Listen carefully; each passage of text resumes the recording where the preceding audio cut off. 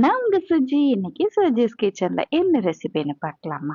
இன்னைக்கு ரொம்பவே சூப்பரான ஒரு ஸ்வீட் ரெசிபி, ஒரு கீர் ரெசிபியோட வந்திருக்கேன். பாயாசம்னு சொல்லலாம். பாயாசத்தையே இன்னும் கொஞ்சம் யம்மியா டேஸ்டியா எப்படி செய்யறதுன்னு ஒரு ட்ரிக்கு சொல்றேன், வாங்க பார்க்கலாம். அதுக்கு முதல்ல ஒரு 2 டேபிள் ஸ்பூன் நெய் விட்டுட்டு அதுல முந்திரி பருப்பெல்லாம் வறுத்து எடுத்துக்கலாம். நான் பொடியா நறுக்கியிருக்கேன். அதுலேயே சேமியாவையும் வறுத்து எடுத்துக்கலாம். ஆல்ரெடி வறுத்த சேமியாங்கிறதுனால லேசா வறுத்தா போதும்.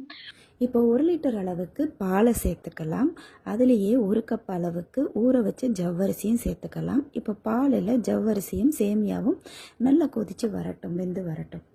1 டேபிள் ஸ்பூன் அளவுக்கு கஸ்டர்ட் பவுடர் எடுத்துட்டு 1/4 கப் பாலில் கலந்து இப்போ கொதிச்சிட்ருக்க பாலில் கலந்து அதையும் சேர்த்து நல்லாவே கொதிக்க விடலாம். இது நல்லாவே ஒரு ஃப்ளேவர் கொடுக்கும். பாயசமும் ரொம்ப டிஃப்ரெண்ட்டான டேஸ்ட்டில் இருக்கும். பாயசம் வெந்ததும் 1/2 கப் அளவுக்கு ஜீனி சேர்த்துக்கோங்க. இல்லைன்னா 1 கப் அளவுக்கு மில்க் மேடி சேர்த்துக்கோங்க. ரொம்பவே ருசியாக இருக்கும். இப்போ தாங்க நம்மளுடைய ஹீரோவோட என்ட்ரி. ரொம்ப கலர்ஃபுல்லான இந்த ஹீரோவை எப்படி செய்கிறதுன்னு நான் தனியாக வீடியோவில் ஆல்ரெடி போட்டிருக்கேன். அதை பின் பண்ணுறேன், செக் பண்ணி பாருங்கள்.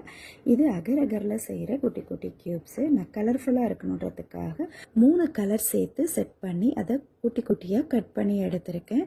இப்போது நம்ம இந்த பாயசம் வெந்து நல்லா ரெடியான பிறகு ஸ்டவ்வை ஆஃப் பண்ணிவிட்டு இந்த குட்டி குட்டி க்யூப்ஸை சேர்த்துடலாம்.